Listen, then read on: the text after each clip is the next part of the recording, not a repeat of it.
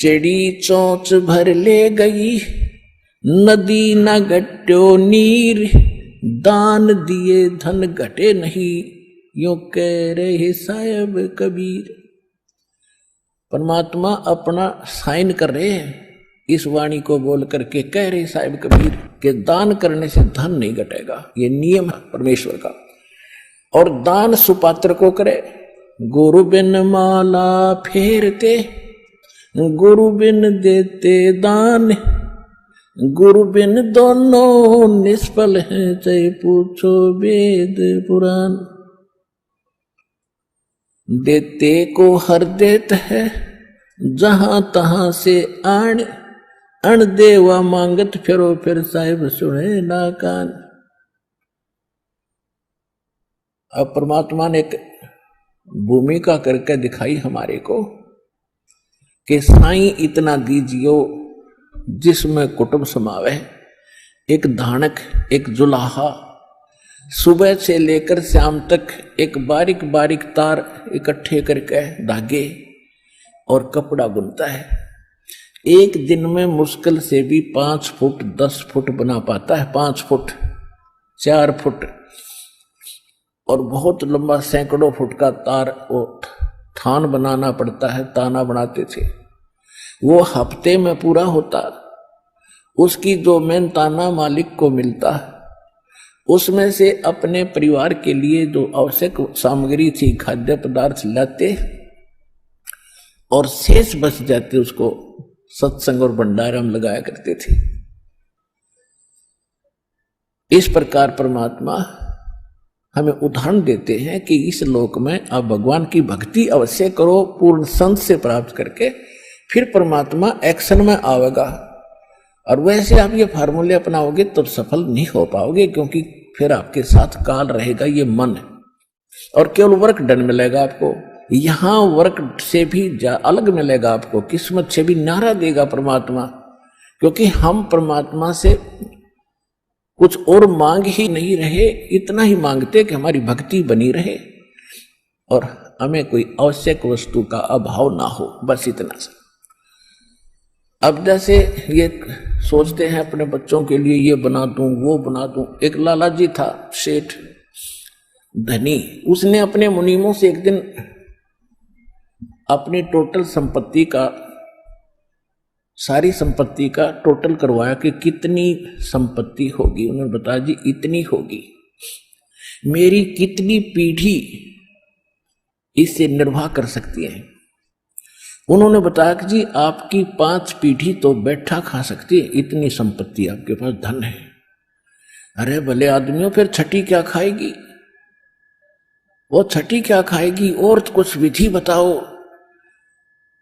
तो उन्होंने कहा जी साधु संत बताते हैं, उनके सत्संग सुनने चाहिए। तो सत्संग में बताया गया कि भाई दान करे, जो धन चाहे तो दान करे, और दान से धन घना मिलता है। और दान में जैसे साधु संत भक्तों को जो दान कराया जा, वो ज्यादा लाभ देता है। जैसे यहाँ तो सारे साधु संत आते हैं, भगत, असली भगत तो यहाँ आते।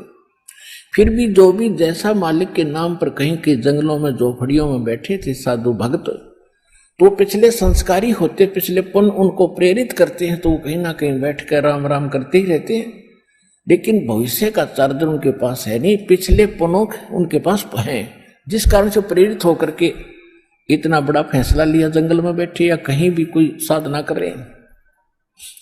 तो उनके पिछले पुण्य ही वहां फल रहे होते हैं। एक आधे को आशीर्वाद दे दे, उन्हें लाभ हो जाए, उसको रोटी मिल जाए, ऐसा चल रहा था इनका काम। तो एक साधु था और पति पत्नी थे, दोनों वहां रहते थे। उनको मालूम था यहाँ भगत हैं। तो उस लाला जी ने क्या किया, सेठ ने सभी मुंशियों को कहा कि नौकरों को साथ लो और आसपास जितने भी साधु संत हैं सबको आटा दे आओ, किसी को जो मांगे खांड दावल चाल सब ले जाओ और दे के आओ। अब देते हुए आ रहे थे, उस भगत के यहाँ आए।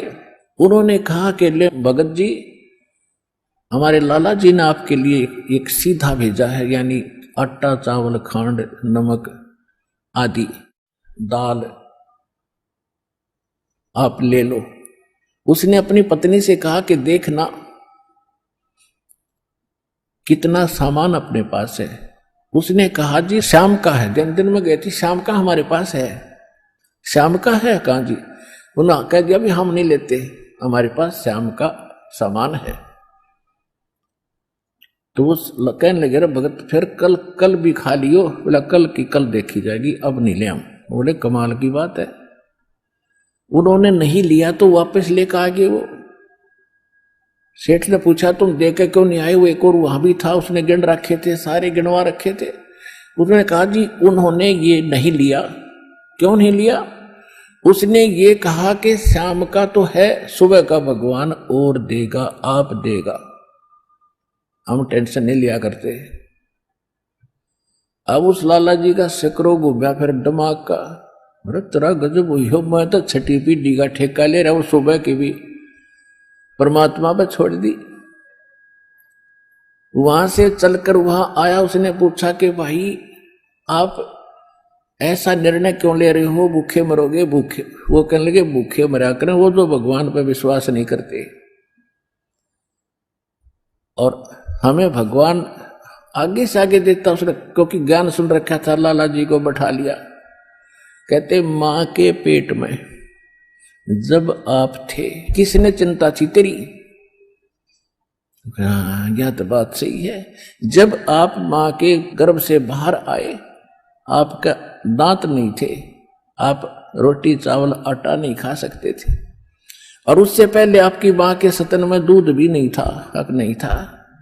बाहर आते ही बालक कितना चिंतित है, आपको अमृत दूध पिलाया। अरे तू ठेकेदार हो रहा छठी पीढ़ी का, तेरी बुद्धि भ्रष्ट होगी लाला जी। और गधे की योनि में जागा तू। तेने बोला जी के करूं मैं तो मेरे गया के करूं, कोड इकट्ठा कर लिया तने, पाप का भागी तू होकर खाएंगी तेरी पीढ़ी। वो अपनी किस्मत साथ लेकर आएंगी, तेरे भरोसे नहीं है। अब क्या करूं मैं तो मेरे गया। जो बोला इसने बांट दे, धर्म कर दे, तेरी जान बचेगी। तब उस लाला जी ने वो भंडारा शुरू किया, धन भी नहीं बचेगा तेरा। तो कहने का भाव यह है पुण्यात्मा, हम तो बहुत लंबा चौड़ा हिसाब लाए बैठे हैं, एक पल का भरोसा नहीं। देखो अंत में आपने इस स्थिति में आना पड़ेगा, और जिस स्पीड पर आप चले इसका कोई अंत नहीं। आज किसी के पास एक प्लाट है और थोड़ा सा जुगाड़ होते तो सोचे एक और लूं, और फिर और जुगाड़ हो गया तो एक और लूं, वहां थोड़ा सा ठीक मिल रहा है, रेट ज्यादा होने वाले हैं, वहां भी दाव लग गया तो 30 चौथा और दूसरे शहर में ले लूं, इतने मृत्यु हो जाएगी। और फिर कुत्ता बने के वहां घूमया करेगा, सैर सपट्टे करता। यह बात आपने याद रखनी पड़ेगी, 101% सत्य है। अब जो आपको दास ने परमात्मा की वाणी सुनाई थी कि सुरपति दुखिया भूपति दुखिया, रंक दुखी बपरीति हो। अब सुरपति देवताओं का राजा इंद्र बहुत दुखी, इसका इतिहास पढ़ के देखियो इंद्र का पुराणों में। कहते हैं एक बार एक ऋषि ने इसको श्राप दे दिया इंद्र को, उसका स्वर्ग उजड़ गया और इंद्र मांगता फिर जंगल में धक्के खा रहा। और फिर कभी देखते हो राक्षसों ने चढ़ाई कर दी, देवताओं का राक्षसों का लठबाज रहा है झगड़ा हो रहा है, और मृत्यु के बाद फिर इंद्र गधा बनता, गधा। तो यहां कहते हैं सुरपति दुखिया भूपति, सारी पृथ्वी का राजा भी दुखी, और रंक दुखी बप्रीति हो। निर्धन तो स्वाभाविक दुखी, उस पर सारी आपदाएं आती ही हैं जब तक वो भगवान की शरण में नहीं आता। जब वो परमात्मा की पावर से जुड़ जाता फिर रंक हो और चाहे राजा हो, परमात्मा तो उनको सब अपने हिसाब से डील करेगा। फिर परमात्मा कहते हैं कहे कबीर और सब दुखिया, एक संत सुखी मन जीती हो। अब आपने मन जीतना पड़ेगा, जीती आपने मन जीती बनना पड़ेगा। कैसे? जैसे एक रंका और बंका नाम के दो पति पत्नी भगत थे, और परमात्मा आए हुए थे। परमात्मा क्या करते हैं, आपको वेदों से भी प्रमाणित किया है कि जब चाहे कहीं पर भी एक साधु संत रूप बनाकर वो कुछ समय उस क्षेत्र में रहा करके क्योंकि वहां उनकी कुछ पुण्य आत्मा होती थी, उनको फिर से चार्ज करते थे, ज्ञान सुनाते थे, माया से हटाते थे और भक्ति में जोड़ के उनके पुण्य कर्म बना के वह अंतर्ध्यान हो जाते थे। और उसी समय नामदेव जी महाराष्ट्र के अंदर नामदेव जी छिप्पी जाति में ये भी प्रकट थे। ये पहले ओम नाम का जाप करते थे। ये पिछले जन्म के पुण्यकर्मी प्राणी ही होते हैं जिनमें बचपन से ही परमात्मा की तड़प होती है। तो ओम नाम का जाप करते थे ओनली, और उस समय भी उन्होंने काफी चमत्कार दिखा दिए थे। लेकिन फिर परमात्मा आए और उस प्यारी आत्मा को समझा कि इस ओम से ऊपर एक और मंत्र है। अकेले ओम का मंत्र तो इस ब्रह्म का है, और इस जेल से छूटने के लिए 3 मंत्र का जाप है। ओम तत् सत, और तत् और सत ये सांकेतिक है। अब नामदेव जी को काफी मालिक ने समझाया, तब उनकी समझ में आई। फिर उनको सतनाम दिया, यानी दूसरा मंत्र भी साथ दिया। फिर वो उसका जाप करने लगे। अब गरीबदास साहिब जी ने बताया कि नम छिपा ओम तारी, पहले केवल ओम में लौ लगा रखी थी, ओम में लगन थी और कोई जाप नहीं करता था। और पीछे सोहम भेद विचारी, बाद में उन्हें सोहम का ज्ञान हुआ। और सार शब्द इन दोनों से ऊपर है, सोहम ऊपर और है, सत्सुकृत एक नाम गरीबदास जी ने अपनी वाणी में लिखा है।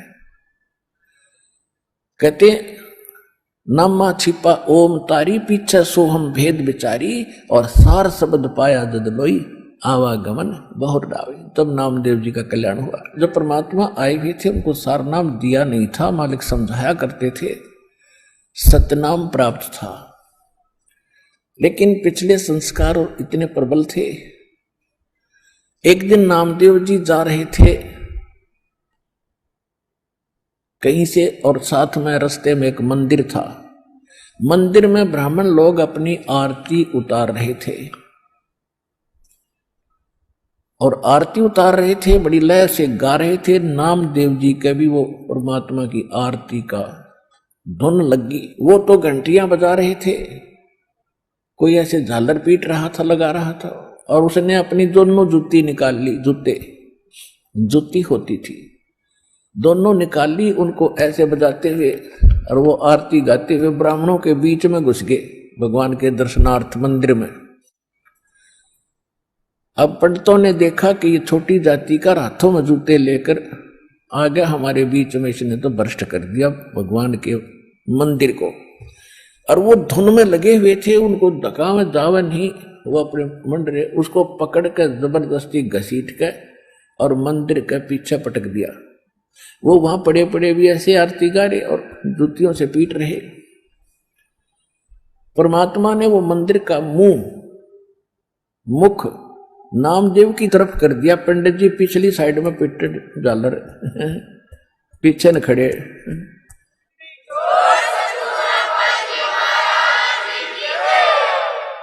अब नामदेव जी चले गए रंका और बंका, और एक उनकी लड़की थी वंका।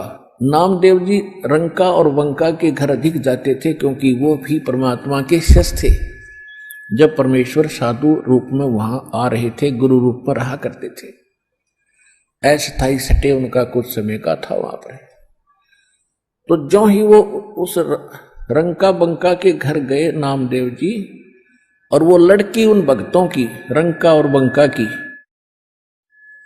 एक पट्टी तैयार करे थी, जैसे अपने देसी औषधि बना के हल्दी कूट के तेल में पका के। नामदेव ने पूछा, बहन क्या कर रहे हो ये? वो कहने लगी, भाई तेरे खोदे हुए खड्डे आट रही हूं। अब मैंने क्या कर दिया कि भाई तू कतई नहीं मानता, भगवान गुरुदेव जी कितना संकेत करते हैं, भाई तुम अपनी यह अंगा मत दिखाया करो, अपनी शक्ति का प्रदर्शन ना करा करो, थारा भट्ठा बैठ जाएगा, पर भाई तुम बाज नहीं आता। और भक्तों की इज्जत रखने के लिए भगवान को दुख ठाना पड़ता है। तेरे को क्या जरूरत थी वहां उस मंदिर में घुसने की। और जब तेरे को बाहर पटक दिया ना भगवान की इज्जत का, तेरी इज्जत नहीं भगवान की इज्जत थी वहां पर। भगवान का नाम लेनिया नहीं रहे वो कोई, सबको पता था कि उसका भगत है, उस गुरु का। परमात्मा नाम बदल कर वहां रह रहे थे। और क्या बनती बेरा तुझे, तेरे को जरा सी लगती है तू आंख नहीं खोलता। और परमात्मा ने तेरा मंदिर फेरा ना, उनके हाथों के चोट लागी, हाथ लाल हो गए, उनके जख्म हो गए भाई। गुरु बता रहे थे मेरे तीन बेटी, वो मानता कोई ना, बहुत बार समझा लिया। आज उसने ऐसे ऐसे कर दिया और मैं वहां गया था, उसका मंदिर फेर के आया हूं भक्ति की इज्जत रखने के लिए। और गुरु जी का हथम जख्म हो रहे हैं, चाल दिखाऊंगी। अब वो लेकर गए, पट्टी बांधी, नाम देव पढ़कर तरुणा में रोने लग गया, महाराज मेरे से गलती होगी। बेटा भक्ति भाव में गुरु जी के आदेशानुसार चलना चाहिए आपने जी, आगे से ऐसी कोई गलती नहीं करूंगा, मेरे से माफ करो। अब उसको आगे भी पढ़ाई पढ़ानी थी, ये यहां इसको रोकना जरूरी था, अगले भक्ति देनी थी, सारनाम देना था। इन बकवादों में सारनाम थोड़ा ही फलेगा। चुप हो गया, अगली नहीं गलती करूंगा आगे।